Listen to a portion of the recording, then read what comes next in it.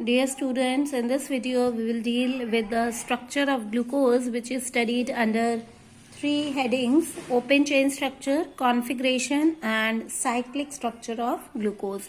So let's deal with the structure of glucose one by one.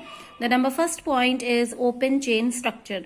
Here I have represented the glucose open chain structure. As you can see here, it has been shown CHO, CHOH whole 4 and CH2OH. Okay.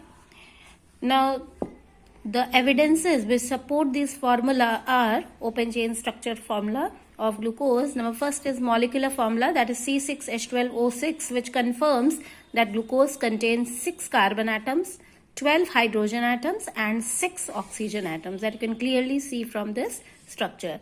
The second evidence which proves that it contains a straight chain of 6 carbon atoms is on heating or boiling glucose on a prolonged basis with HI solution, it will give you a straight chain of N-hexane, which confirms again the presence of 6 carbon atoms linked in a straight chain. Number third is presence of ketonic group, which is confirmed by the reaction. Glucose on heating or treating with hydroxylamine gives an oxim, and on treating with hydrogen cyanide molecule gives a cyanohydrin molecule, and these two reactions are characteristic of ketonic group, and this confirms the presence of ketonic group in the, or you can say carbonyl group in glucose. Next reaction which confirms the presence of aldehyde group in it is glucose on oxidation with a very weaker oxidizing agent, that is bromine water, yields a carboxylic acid, that is gluconic acid, and this is again the confirmatory test for the aldehyde group, because aldehyde group on oxidation gives carboxylic acid group. Next is on treating glucose with acetic anhydride, it will give you as a pentaacetate, and in this pentaacetate it confirms the presence of 5 OH groups, but these must be linked to different carbon atoms, and you can see here that these all OH groups are linked to different carbon atoms, because if with a single carbon atom more than one OH group is linked, then it is an unstable molecule, and glucose is a stable molecule, क्योंकि glucose stable होता है और अगर एक carbon से एक से ज़्यादा OH group अटैच होंगे तो वो unstable हो जाएगा.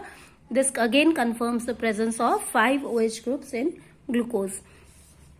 Next is on treating glucose and gluconic acid both with nitric acid or oxidizing it with nitric acid, you get a dicarboxylic acid, that is called saccharic acid, which confirms the presence of primary alcoholic group, that is CH2OH group in glucose as well as in gluconic acid. The next structure that we will deal here is configuration of glucose, which clearly refers to the exact arrangement of OH groups inside the glucose molecule. So as you can see here, I have drawn the glucose molecule and shown the spatial arrangement of all the OH groups in the glucose molecule, and the glucose is correctly named as D plus glucose. D refers to the configuration, as I have discussed in the earlier video, that D only refers to the configuration, that is the arrangement of OH group with reference to the CH2OH group, that is it is either on the right side or left side. If it is on the right side, then it belongs to D family, and if it is arranged on the left hand side, then it is assigned L family. And plus refers to the dextrorotatory nature of the compound, that is optical, related to optical activity of the compound. So it is dextrorotatory, which is shown by the plus sign. So it is D plus glucose, and on the similar basis the gluconic acid and saccharic acid also assigned the same formula, except in the change in the functional group. Gluconic acid have COOH group, 1 carboxylic acid group, and saccharic acid have 2 carboxylic acid group, and rest of the arrangement is same as that in glucose. Next we come to the cyclic structure of glucose, and in the cyclic structure, as I have told you in my earlier video also, that glucose resemble acetyl in several properties, and therefore it must have hemiacetyl structure in its molecule, which is shown here. You can see with the reaction of the aldehyde group and the OH group at the 5th carbon atom, 1, 2, 3, 4 and 5, resulting in the formation of a ring structure. The two stereoisomers, you can see here in the diagram, the two isomers, they differ only in the arrangement of OH and H group around the C1 carbon atom, and these two isomers which differ only in the configuration around C1 atom are called as anomers, and the C1 carbon atom is called as anomeric carbon or glycosidic carbon. And these two, alpha D glucose and beta D glucose, these are two stereoisomers, and they are in equilibrium with the open chain form in the aqueous solution, as you have been shown in the diagram. So such a pair of stereoisomers which differ only in the configuration around C1 are called as anomers, and the C1 atom is called anomeric carbon or glycosidic carbon. Next we come to the pyrano structure. One more thing, these two structures, they differ in physical properties as well as in their crystalline forms, these two stereoisomers. Next we come to the pyrano structure, which is also called as Haworth projection structure, because this structure was proposed by Haworth. Haworth is the name of a scientist,